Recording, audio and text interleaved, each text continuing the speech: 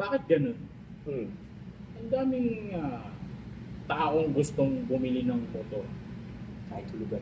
Kahit hulugan, kahit wala silang pera, kahit alam nilang hindi nila kayang bilhin ng cash. Diba? Ang hulugan eh. Pero alam mo, madali sagot dyan. Ano? Traffic. Pare, yun ang pinaka... i-imagine kong reason bakit ang dami nagmumotor. Dahil super traffic dito sa Pilipinas, napaka-convenient ng motor. Singit-singit lang. Pagka-snatch. Yan, kung agad. Diba? Dami yung pwedeng gamitin. Hindi ang dami mo ng matakasan. Ilang first na bang na-snatch mo, buddy? Hindi, tsaka ang kagandahan din talaga ng motor, lalo ngayon, ginamit na siya sa business. Kita mo naman, ginagamit siya sa food service. Transport, movie, yung mga ganun. Hindi, pag food service, ang tingin ko, ibig niya sabihin, food panda. Pasabay. Alam niyo ba yung mga pasabay? Hindi na sila pumapasok ng Grab food or food panda. As in, mga freelancer to, dun sa area nyo. Alam mo. Hindi, sinasabi ko freelancer to. As in, nagpo-post sila sa Facebook. Mga pasabay po. Pero delikado yun. Kasi wala nga silang wala kang habol dun. Tama, pag tinaas sila. Pero usually kasi, yung mga ganitong nagpapasabay, mga, as in, nag-offer sila ng COD kasi ganun sila ng commitment sa ibang company. Kasi may cut pa kasi. So ngayon, ito, mga to. Parang habal? Oo, pero hindi sila nag-aangkas. Kung nag-offer sila, bibili po kami ng gamot, bibili po kami ng Jollibee. So yung platform nila, social media lang. Yan. Facebook lang gamit nila. PM lang to. Wala silang customer service. Wala. Pagka may nagreklamo, wala kang habulin. Tapos ang kagandahan pa nung nagmumotor, nakakuha sila ng idea sa, alam mo yung riding in tandem. Yan. Riding in tandem. Siyempre, nung uso-uso dati yung riding in tandem, nakakatakot yun. Mayroon kang, mayroon kang ginawang masama, bigla na may didikit sa'yo. Riding in tandem yung didikit. Pero alam mo ang kagandahan, sa kanila nang galing yung idea na angkas. Tsaka yung joyride. Paano? Tapos sa kanila nang galing, kita mo yung angkas. Riding time din yun, di ba? So pwedeng Hindi, pwede umangkas lang, pare. Sa kanila nga nang galing sa riding in tandem na kuha yung idea na yun. At just ngayon, business na. Nakinabang na rin tayo. Pero ako, kung gagawa ko ng app, total, nag-usapan natin riding in tandem. Siyempre, may mga gustong ipapatay niya yung taong to. Ibubuk. App ko. Magbubuk siya doon ng riding in tandem. Tapos, bubuk niya doon sa location, yung pangalan. Siyempre, yung mga riding in tandem, agawan yan. Instant assassination. Parang yun, dyan. Tapos puro mga nakamotor lang yung mga assassin mo. Ano pangalan ng riding yung... Kilit? Kaya pangit ng idea mo. Pansindikato talaga yun. Kilit? May move it. Kilit. Parang, di ba John Wick? Ikaw, mic check. Pag ikaw nagkaroon ng ganung app, yung instant, yung magbubuk ka lang ng assassin para patayin yung mga kaway mo, anong pangalan ng magiging app mo? Patatay. Kasi yung founder si Patotoy. Ayun, tulog patatas yun. Kasi, ako? Hindi, ito pa. Kasi Ito bagay. May material kasi job na gano'n. Alam mo yung kagandahan din ng nagbumotor. Nakakatuwa pala. Kasi yung nagbumotor dito sa Pilipinas, parang ang benta-benta ng mga tomboy. Yung mga Mio? Pag si Jung, wala naman siyang Mio. Totoo. Hindi mo siya tomboy. Hindi ba? Hindi naman. Pero yung magmotor. Hindi, may mga tomboy nga na kumukuha ng motor. Saka kasi si BBM, hindi yan nagpumotor. Kaya dapat si Jung. Hindi siya pumotor. Gago. Pero hindi pa nakakita ng tomboy na naka-Mio. Hindi mo makita kasi Helmet. Sa ano, pag ganyan, may kita mo sila sa memes, yung naka-jersey na Lakers. Sa picture lang. Mga namamalengke. Ay, mga ganun. Pero kung meron ka nakikita sa inyo, di baka iba lang bahagya yung itsura. Pero ganun yung concept, di ba? Mga naka-sando, Mabibilis mag-drive. Ano lang, takbong maganda lang. Takbong macho. Tapos yung bokla yung pag-ano, yung shark pin na, alam ko yun eh. Tropa ko yun. Wet look. Yeah. Forma ang lalaki, no? Nagpo-produce na Mio, liliit yung ano nila, customer base nila. Napunta kasi sa tomboy na lang. Kaya ako, nung bumili ako ng motor. Hindi ka nag-Mio, di ba? Ang dami nila suggest, Mio ka na lang, Mio. Ayaw mo. Nasisipagod yung tomboy yun. Di ba? Hindi ka masaklap. Isipin mo, na-associate yung brand ng motor mo sa isang gender group. Di tangina, wala kang lalaking bibili na. Kaya ang binili ko, yung motor ng panggwapo. Ano? Honda Airblade 160. Ang gwapo ba yun? Oo. Ako lang meron na. Hindi rin gato. Airblade. Joke lang. Ka naman. Humihiwa ng hangin. Tunog tunog laruan, tunog Beyblade. Sigurado ako pang gwapo yun. Oo, ang ganda picture. Kwento niya yan eh. Sabagay. Mali ka talaga ng bili. Kwento ka rin eh. Doon sa kwento mo ikaw yung gwapo. Hindi, yung brand, hindi ko kino-contest na gwapo si Aso. Yung sinasabi niya, nakakagwapo yung Honda Airblade. Nakakagwapo talaga. Kasi nung sinakyan ko, feeling ko si sino bang gwapo ngayon? Employee. Ano pa kagandahan pa ng motor? Yung pagsingit-singit sa traffic. Yun na nga, yun ang bagit ko nung una. Kasi nga, parang yun ang pinaka-obvious pag nakamotor ka, baka hindi ka masyadong maipit sa traffic, singit-singit ka sa gilid. Pero madalas yan ang hinuhuli ng MMD. Talaga? Totoo.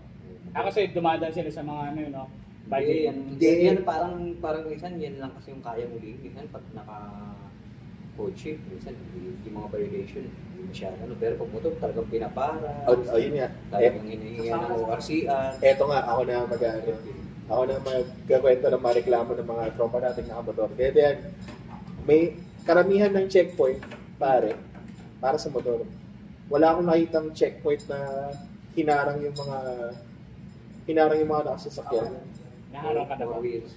Hindi, naka 4 wheels ako, di ba? Bihira. Yung checkpoint na nangaharang ng 4 wheels. 4 wheels ba yung van? 6 wheels ko. Gago, truck mo talaga. Ano to, L3? Hindi, sinasabi ko pare. Karamihan ng checkpoint, ang inuulit, mga nakamotor. As in, iniisa-isa nila. Yan yung nakakalungkot din. So, galit na galit ngayon yung mga tropa natin nakamotor. Bakit pa nag-checkpoint? Kami lang ba yung mga may hindi gagawa ng masama, hindi gagawa ng mabuti. Hindi kasi pag hinarang nila yung mga 4 wheels, magka-traffic. Pwedeng ang maharang nila dyan yung may mga connection sa gobyerno. So, nagtakot sila gano'n. Punta siya isip na. May congressman ba na nagbomotor? Motor na tapos pag hinarang mo. May point ka. Kaya ang tagapagtanggol ng motor, ng mga ganyan, si Congressman, Bosita. Bosito. Congressman Bulitas. Bulitas? Bosita. Hindi Congressman ko Busita. kilala, hindi kasi ako. Budos kay Congressman Busita. Nanguhuli rin siya no? Hindi, siya yung nagbibigay minsan ng nagtatanggol sa mga kasi yung mga nakamotor na yun, hindi naman sila inaano niya yung mga pulis na nanguhuli, hindi kay Congressman Busita. Ba't ikaw wala kang motor? Ha? Ba't ikaw wala kang motor?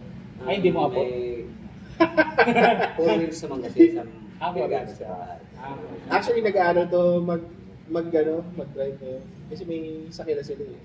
4 wheels naman yun sa mga anak ko. Problema doon. Ay! Hindi! Andiyan pala yung master. Master natin. Ano yun eh? Huwag pa sa inyo maya. Ba't naman? Magaling nga magsalita. Okay guys, sa aming pagbabalik. Ay, ito pala siya. Pinagawa ko sa insanity. Yung master natin. Ano ka mga to? Tsura lang. Eh, kung gwapo, di tangin na ikaw. Ay, dito pala dapat Saka siya na yung gwapo. Cute yan. Ito dapat tinatanong natin, parang more than 5 years na nagmumotor to. Ay, oo, ito. Kasi topic namin, bakit sa Pilipinas, ang dami nagmumotor. Yan yung topic namin. Ngayon, minsan, katulad kaganina, ginagamit siya sa business na ngayon eh. Saan ina-air to? Ha? Sa Facebook. Sa kung saan. Sa Batoda. Welcome back sa The Bucket List Podcast. Yay! Para birthday siya po. Ang podcast na nagsisimula sa bakit? Bakit ganun dyan? Bakit? Bakit mas mayaman yung China kaysa sa Philippines? Parang basic Ano ba naman. naman eh. Parang basic naman ang tanong mo. Iba yung natin topic, ang pangit, pang bobo. Kasi Kaya nga yung tanong ko nandito ko eh. Ilan? wala Kaya pala nakakatawa bukas. sa topic na yan eh. Hindi, mapupunta. Hindi naman talaga tayo nagpapato. Parang nagpapato lang din sa tayo. Baka Ah, pero... Sa bagay, hindi naman talaga kayo nakakatawa. Utangin na. Okay na rin yung okay na rin. Tatanong ko pa yun. Kay Marty. Pero... Dami negosyante ron. Tama yan. Sige. Pag-usapan nyo lang seryoso kasi hirap din naman kayo magpatawa eh. Ano tayo nagsama ng basher? Bakit mas mayaman yung China kaysa sa Philippines? Kaya yan, parang... Maganda yung topic na yan. Sabay ko nun. Ano, Kaya walang kwenta. Utang gulo mo eh, no? Kanina, hindi, pero ito nga, pinakamadali sagot dyan. Malaki yung land area nila, malaki yung population nila, mas malaki yung labor force nila, edi mas malaki yung capital nila, mas maraming tao, maraming trabaho, maraming nagpo-produce ng goods and services, so di Sa lalaki lahat ng mga ginagamit natin, made in China. Di ba? Kaya kumikita yung China sa atin. Hindi lang Oo naman talaga. Oo talaga. Hindi ko nasabi. Magaling kasi yung China umawak ng pera. Ayun. Mga Chinese. Oo, mga Chinese kilala mo naman eh. Kung ano yung kinakain yun ngayon, kahit yumaman yan, yung pa rin yung kinakain nila. Ay, Kung gano'n. kumakain ng tuyo yung mga yan ngayon, pag yumaman yung mga yan, nagtutuyo pa rin sila. Zero pansin. Hindi sila, tayo kasi mga Pilipino, may ano tayo, meron tayong mindset na one day million yan. Alam, pag kumita tayo ng malaki, bibili ka tayo ng tune. Siyempre, Bibili tayo ng mag-a-unlock sa gansa. nag-a-adjust tayo sa sitwasyon eh. Oo, yun talaga eh. Ganun tayo eh. Kasi generous tayo. Sila, kuripot talaga. Chinese kuripot number 1. Check. Kilala mo yan, kahit naman kliyente eh. Ako marami akong kliyente, puro Chinese, wala talaga ako napapala. Hindi ka lang nililibre pag bisita ka. May tip, pero hindi ganun ka bongga, hindi katulad ng mga, kasi dalawa yung taong Chinese dito sa Pilipinas. Isang tinatawag namin GI, yung genuine incheck. At saka isa namang incheck na dito na lumaki. Anong mas maganda doon? Yung culturized na incheck ng talagang culturized na siya as Pilipino, alam nila, nakakaintindi sila ng culture natin. So, hindi sila kuripot. Hindi sila ganun ka barat, hindi sila ganun ka kaya pagka nakakaintindi sila ng mga tao naghihirap din para sa trabaho. So, nagbibigay sila ng tip. Minsan lalaki pa nga eh. Pag yun yung mga yung mga Chinese nandito na lumaki. Pero yung mga GI, yung mga genuine check, yung magsalita ikaw ano gusto mo pagkain? Pagka mga ganun yung mga GI yun, mga genuine check, pumunta lang dito yun para magnegosyo. Si Alice Guo, Mga ano ba yun? GI yun? Hindi yun. GI siya. Marunong siya mag-Tagalog, dito na siya halos lumaki. Pero mapapansin mo dun sa family, GI siya eh. Oo, Lalo genuine ng check tatay siya. mo. Imagine ko, naging mayor ka na ng mga Pinoy. Oo, pero sigurado ako sa bahay nila. Ah. Pag sila lang, usap nila Chinese. Sa bagay. Oo, kasi iba yung niyan. Parang may nakita nga din ako sa social media na nag-post na ganyan, yung mga performers. Tapos yung nagkumuha sa kanila parang Chinese. Pagkakainan na, parang... Ibubukod ka nila. O yun? Hindi ka kasali. Hindi ka kasali? Oo. Pero depende yun may mga kliyente kong Chinese na bibigyan din kayo. Halimbawa, lahat kayo mga performers. Ako ba, magic show, may kasama akong bubble show, may kasama akong face painting, may kasama kami mga street walker, mga jugglers. Minsan binibigyan niya, halimbawa, kasi pagka kumain ka, Century Seafood ginanap. Century Seafood Restaurant sa may Century Hotel. Bawa dyan siya ginanap, no?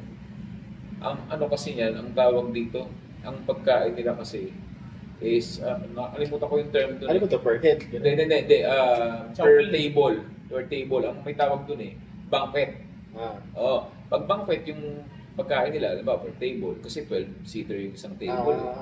So, Oo, pero pag binili mo yun, yung may lazy Susan, yung may inikot na lalagyan ng ulam sa gitna. Pag binili mo yun dun sa sa Century Seafood, kakalaga siguro ng mga 12,000 yun. Per table. Oo, ang isang table, kasama package sa lahat yun. Oo, yun, nandun lahat. May mga Chinese na sobrang mabait, pinagtitipon-tipon kami kaya isang table. Kinukuha kayo niya ulit yung 12,000. Kinukuha kayo ng isang kami ng isang lamesa. Pero hindi kami pwedeng kasabay sa kanila. Mayroon silang culture na hindi kayo po pwedeng sumabay sa pagkain ng mga. Paano pag sinakot tayo ng China? Ang laki ng talon mo. Usapang party pala. Antayin mo sila matapos. Antayin mo sila matapos kumain. Parang table lang din yun, iiwalay ka. Pero totoo yun Hindi. Kahit naman ikaw siguro ikaw ba? Alam ba, tinakop ng China, mga Pilipino, iiwalay. Parang table lang din. Pero hindi lang. Sa culture natin, tatawagin natin kung sino yung nakatayo dyan na hindi pa kumakain. Di ba? Sa kanila hindi ganoon. Kasi pagka alam nilang trabador ko, mamaya ka na. Sindidora ka lang mamaya ka na. Kami muna. Parang gets ko mga bisita muna. Gets ko din. Pero naman siya parang improper may sense naman. May sense naman Nag-peppercorn ka ba? Kakain ka ba? Baka sasalang ka na. Ganun yung mindset siguro. Pero hindi ganun yung mindset nila.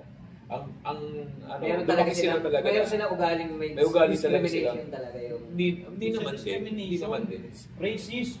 Baka work ethic ganun. Pero hindi naman din. Isip ko rin naman yun pwedeng work ethic. Pwede yun Pero tingin ko tama lang. Lagi na pag mayaman. Ikaw ba, nagpa-birthday ka sa Jollibee, gusto mo yung mga crew doon, pakainin mo din. Kumain muna kayo dito, mamaya na kayo magsilbi. Hindi, wag example yung crew nagtatrabaho din. Example dyan, may entertainment ka din doon, let's say, nagdala ka din. Kasi iba tayo pag Pilipino, pwede paupuin natin yun. Actually, papaupuin mo naman talaga. Kasi ako, nangyayari sa akin sa Pinoy, pagka kumakain na sila, Sir Marty, kain ka muna, ginaganyan ako ng mga kliyente. Actually, sa amin, may Pinoy pag Pinoy, pinapauna ka pa kayo. Okay kami, may katulong kami tatlo. Sabay-sabay kami kumakain, pero sila sa sahig. Napakasalbahin mo naman. Ginawa mong aso yung mga katulong niya. Pag ikaw talaga labas dito.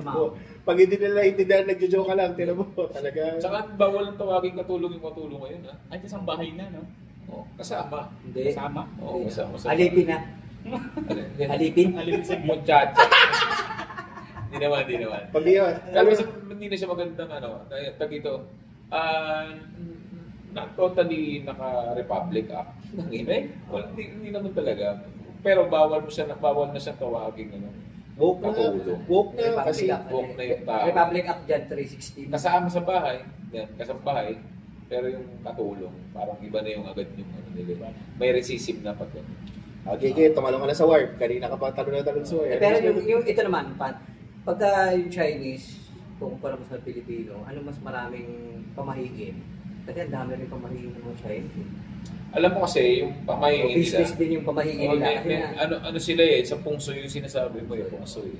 Business din kasi gagawa sila ng mga marami na nag-aaral tungkol dyan. Medyo medyo accurate. Kaysa sa pamahiin natin na puta, bawal mong sa patay. Walang kwenta-kwenta yung pamahiin natin. Hindi ka tulad sa kanila, parang kasi meron naniniwala sila sa sa yung sa Qing Dynasty pa yung hindi. Ma-rich yung history nila. So, yung pinanggalingan ng mga beliefs nila, parang malalim-lalim. Malalim-lalim. Pwedeng totoo Pwedeng make sense. Ba't dun sa atin, di ba? Uy, may nahulog yung kutsara. May darating na bisita. Ano ba klaseng pamahiin yun? Hindi ko punta ngayon. Ibang gago lang. Kung nahulog yung buong platuan, kasama yung mga kutsara, gano'n maraming bisita darating nun. Patay yun. Sa Chinese naman, yung pusa na gumagano'n. Hindi yung, teka lang, Japanese yun, pare, maneko-neko yung sinasabi mo. Japanese yun. Ikaw talaga. Japanese ba yun? Maneko-neko, Japanese yun. May kwento lang. Hindi, Chinese yun. Yung gumagano'n yung kamay. Maneko-neko. Ano naman ako? Baka meron din sa Japanese, pero may Chinese din Well, kung meron sa Chinese. Sa Chinese, hindi. Ito, sure ako, wala sa Chinese. Alam mo bakit? Walang pusa sa Zodiac. Hindi naman sinabi yung Zodiac Hindi, pero hindi sila naniniwala lalaki.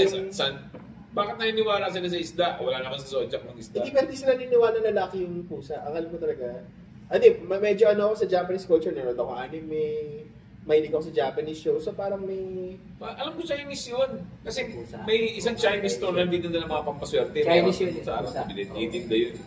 Yung mga ganun na pusa sa mga establishments. Baka mali din ako, pero... Baka depende sa kulay. Hindi ko... Depende sa pusa. Yellow. Hindi ko rin ma-research at wala akong net, pero tayo na. Basta, sure ako, sa Japanese culture, maneko-neko yung Ito, pag sinabi tayo na, hindi. Sa South China Sea, Scarborough. Scarborough show. Wala lang. Pag sinabi. Tingin mo, kaya ba natin yung ano? Pag Kung kaya Chinese, hindi natin kakayanin. Pag magandang ano nila yung gagamitan nilang pang-big. Bukod doon, yung ano lang din, yung numbers lang din, parang may nakita rin akong post na parang nasa 1/10 ng number ng army nila yung army natin. So, kung 100 soldiers yung sa atin, 1,000 yung sa kanila. Parang ganun yung ratio. Pag ginawa tayong sundalo. Bukod pa dun sa equipment Pag ginawa tayong sundalo. Hindi ka effective na sundalo, wala kang training eh. Hindi, ubos na. Tayo na lang yung natitira. Kaya nga yung mga leader natin, pinipili na lang nila magpakatuta sa China kasi hindi na nagkakayaan. Kahit tulungan tayo ng US. Hindi kakayanin. Ewan ko Feeling lang. ko naman. Pwede siguro may laban, pero tangina. Gera yun eh. Kawawa ang Pilipinas. Huwag yung isip nyo gano'n. Gusto mo talagang magkaroon ng gano'n? Tayo-tahimik ng buhay ko dito, okay lang naman ako. Nagpa-comedy show. Kahit bumomba-bomba, okay lang. Oo, nagpa-comedy show na tayo. Huwag yung totoong bomba. Nakakatakot na. Okay na yung bomba ka dito. Kasi Okay, kung pabomba ka lang. Huwag na yung bomba sa gera. Malamas yung mga iniisip. Nasa kayo. Pagka magkakabomba na, alis na rin ako dito. Sinong malakas bumomba sa Insani? Parang usapan Bukod kay Chinese. Patotoy. Usapan Chinese kanina. May tayo napunta sa... Hindi, bomba. War. So doon na tayo napunta ngayon. Sino malakas mo? Ba't si Patotoy? Warning ba? Kasi Patotoy ay isang bomba. Anong klaseng Patotoy? Anong klaseng bomba si Patotoy? Parang sa akin. Atomic.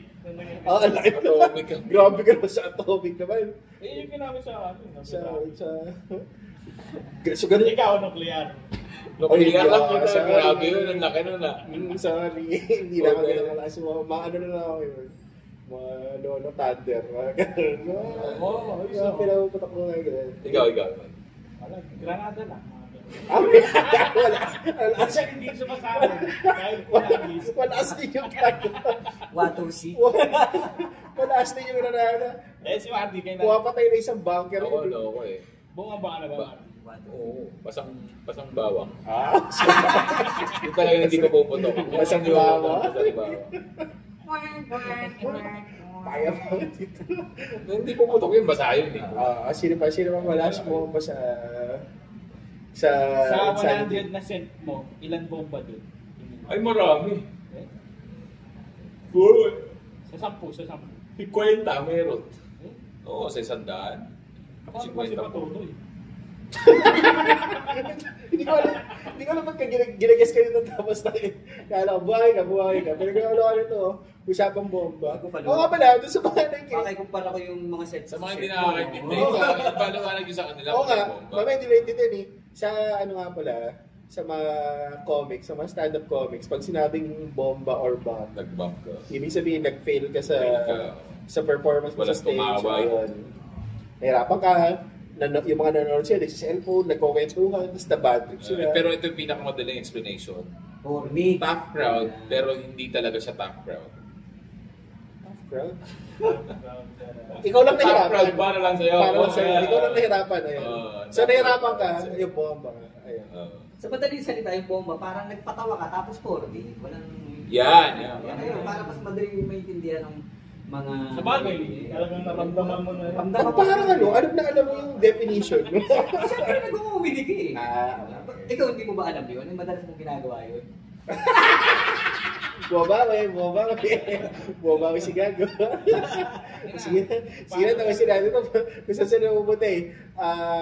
Kung meron pa kayong mga topics and questions na gusto nyo pag-usapan dito sa The Bucket List, post nyo lang yung comments nyo or post nyo lang yung comments nyo and see you sa next episode. Like nyo yung namin, like na yung page namin, Direct Mike Asoy, Direct Michael Asoy Asoy sa YouTube, sa Facebook as well. Saka magpapaalam na pala si Patotoy kasi last ano na niya to. Last ano? Last episode na niya to. Saan siya pupunta?